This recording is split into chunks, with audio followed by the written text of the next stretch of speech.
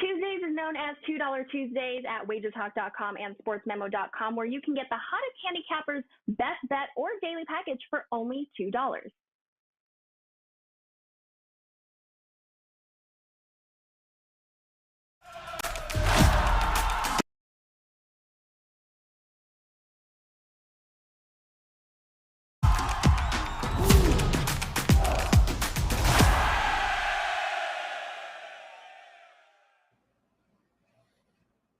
Welcome into First Pitch for Tuesday, October 18th. I am Drew Martin, joined by Steve Merrill and Dave Koken at WagerTalk.com. We are talking postseason baseball. Today's games, a look ahead towards the ALCS as well. Steve Merrill, Dave Koken alongside. Steve, coming over to you first, man. We got a lot of kind of moving parts to MLB postseason, including today's action. We got the Yankees and the Guardians, of course, having their game postponed, going today. Any quick thoughts on the early start game today? And welcome into the show, Steve.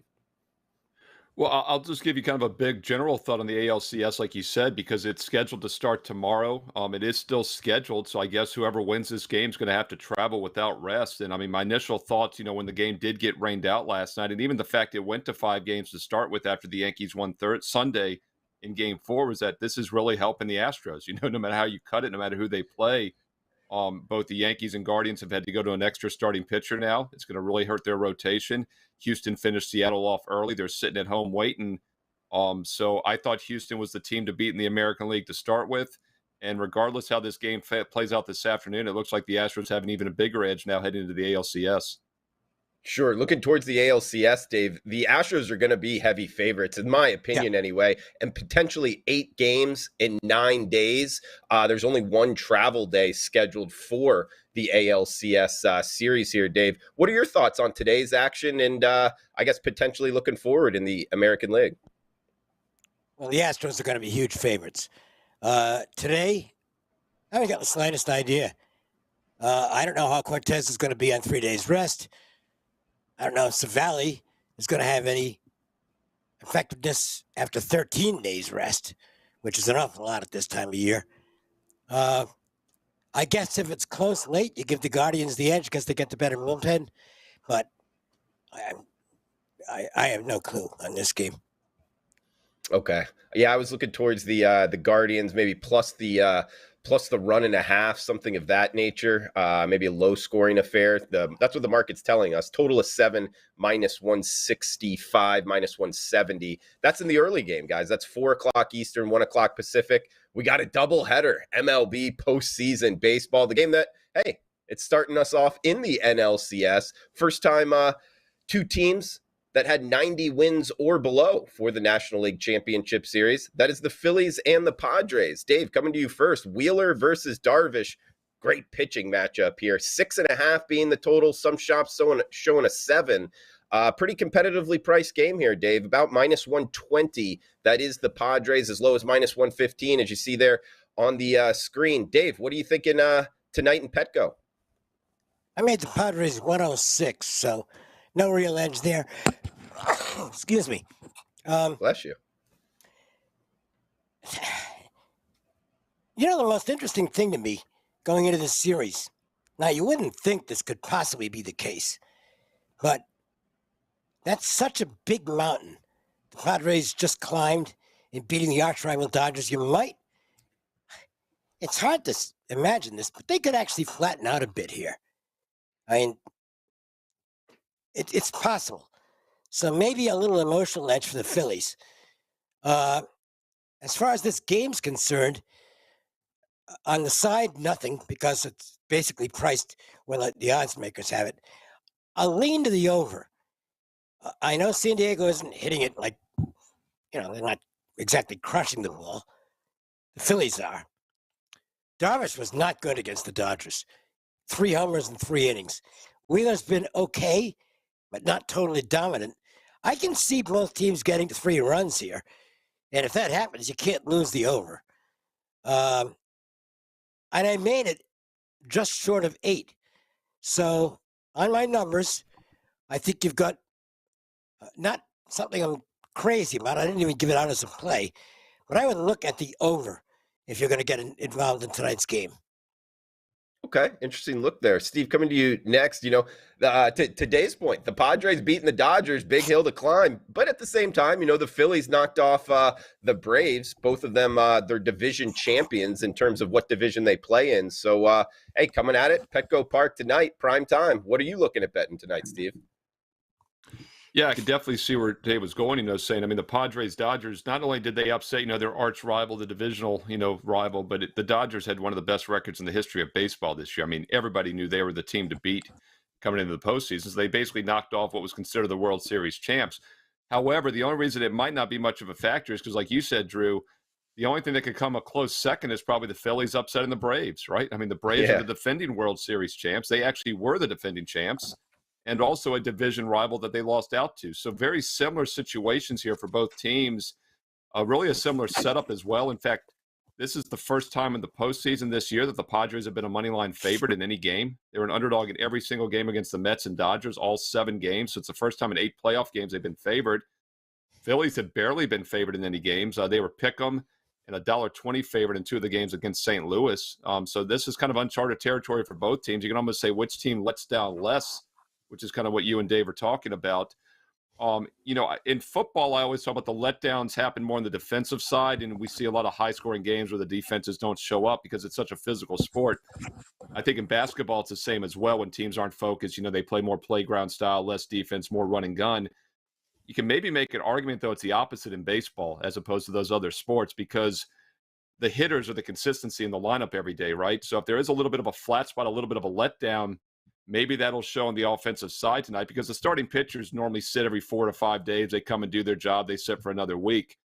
Same reason that the rain delays sometimes when you have a 2 or 3 hour delay like we almost saw last night in New York and before they postponed the game, that also can hurt the offenses, I think. What's interesting here, though, is as Dave said, the total is 6.5, right? And 7 is such a key number. We all know that. The odds makers have done a really good job this year pricing these playoff games to the low side. We've seen a lot of games below 6.5 and less. So even though I think you can make an argument, that the offenses might be a little sluggish here, a little bit of a flat spot, it's hard to play under 6.5. You really need to get to 7.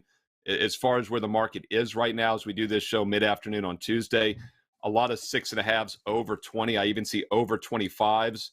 Some books, including the South Point in Vegas, a few offshore as well, have gone to 7 under -125. So if you like the over, play the 6.5 now. If you like the under, I would wait. You might get some 7s by game time at 8 o'clock Eastern Tuesday night. Line shop is key, guys. Steve Merrill hit the nail on the head there. Check out WagerTalk live odds screen, best free live odds in the business. Huge shout out to the chat box here. We got Jessica, Let's Cash, absolutely. Manuel, he's saying Philly's going to win it all. All right, taking a shot with the Phillies, Manuel. And Eric in the house saying Wheeler's fastball looked good. It absolutely did. Wheeler and Darvish going at each other. Plus, guys, want to throw in the bullpens here. One of the reasons the Phillies have made it this far, their bullpen really turned it on in the postseason, actually pitching some good baseball, but up against San Diego's pen, allowed just 1 run in its last 19 innings pitched. So San Diego's bullpen's been hot. Go ahead, Dave. David Robertson should be available for the Phillies. That's going to help them. Yeah, for sure. The more hands, the better in the bullpen, guys. Hey, going around the horn here, kind of final thoughts, best bets if you got one. Steve Merrill, 2 R's, 1 L, at Steve Merrill on Twitter. Check him out, WagerTalk.com. Steve, what do you want to throw out there? Final thoughts if you got a best bet for tonight. Go ahead. Yeah, I'm going to give you a game that's a possible free play. I've never done this all season. I talk about games that are just a bit outside from making the cut. This game was just a bit outside from making the cut, and it's a possible free play depending on where the line is. And I touched on this earlier in the analysis. 7 is such a key number in baseball, and especially in the postseason. Games are always lower scoring. Everyone kind of manufactures runs, and that's why we've seen so many totals at 6.5 or less in the postseason so far, including tonight's NLCS Game 1 between the Padres and Phillies. Mostly 6.5s over 20, over 25. But as we were mid-afternoon Tuesday now, starting to see some 7s out there. And I do like the game under 7 or more. So if you can find a 7 by first pitch, 8 o'clock Eastern Tuesday night, Phillies, Padres, under 7 or more is worth a look. A very key number. Darvish has dominated the Phillies, so I like the pitching matchup here. And the fact that both teams are coming off huge upsets in the previous round, the divisional round. Obviously, Dodgers losing to the Padres was the biggest upset we'll see in the postseason, most likely. But the Phillies knocking off the defending World Series champs and division rival as well. Atlanta Braves is pretty close. So both teams come a little flat here, which I think is possible. It more likely shows on the offensive end. You know, they all take a big breath out. Maybe they have an off night here. They've been off for a couple of days as well. Both starting pitchers are used to being laid off, and ready to go. I like the pitching matchup here with Darvish and Wheeler, two of the best in the game, two offenses that might be a little complacent tonight. You can find a 7 out there, which I think you might by first pitch. Padres, Phillies under 7 or more is worth a look at 8 o'clock Eastern Tuesday night. Don't forget also, basketball NBA starts tonight on Tuesday. Check out my page for details and specials, including best bets, Steve Merrill, WagerTalk.com. Good stuff, as always, from Steve Merrill. Guys, for my best bet, I'm going to the happy hour special here, Cleveland Guardians, New York Yankees. And I'm going to grab the Guardians plus 1.5, minus 145. The market telling us runs are going to be at a premium, so putting that 1.5 with the away team in my pocket here. And, keep in mind, guys, just if you're new to betting baseball in the playoffs, and a lot of new bettors coming in, if they are down by 1, the Yankees aren't going to hit in the bottom of the 9th. So we kind of get 3 extra outs by doing this as well.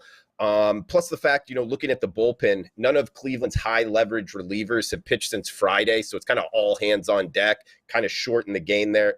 They're riding a 10.2 inning scoreless streak there. So a hot bullpen from Cleveland. And Savale, 3-0, 3.27 ERA, 23 strikeouts and 4 starts to close out the season. So when he's pitched, he's been good. Going to put the 1.5 in my pocket, minus 145 on the Guardians for my best bet. Throw it over to Dave Koken. Guys, check him out, WagerTalk.com. A lot going on. Obviously knows his baseball here. Dave, any final thoughts? And if you got a best bet, throw it out, man. Yeah, note that if you've been looking at the little scroll that runs underneath here, I'm number 1 in overall profits at WagerTalk over the last 30 days. So things are going pretty good. As far as, get a package. As far as tonight goes, I'm not going to play it. I like to sit and watch the first game and kind of get a feel for where teams are before getting involved. But my numbers say the Phillies and Padres go over the total. So I'll give that out as a best bet here on the show. Phillies, Padres over. But again, it's not a service or client selection. He's Dave Koken. You heard from Steve Merrill as well. I'm Drew Martin on Cleveland, plus 1.5, minus 145. Steve, Philadelphia, San Diego, under 7. And Dave, Philadelphia, San Diego, over 6.5. So, guys, that does it for the show. Please smash the like button. Huge shout out to the chat box. Feel free to reply below. And, hey, guys, enjoy the rest of the MLB postseason. Thanks for tuning in. Smash that like button, guys. Opening night of the NBA season is close. It's Tuesday, October 18th. Do you think the Golden State Warriors can repeat? To celebrate the start of the season, we are offering you a 7-day NBA package for only $49. Yes, that's only $7 a day, and it will be valid through Sunday, October 23rd at both WagerTalk and Sports Memo.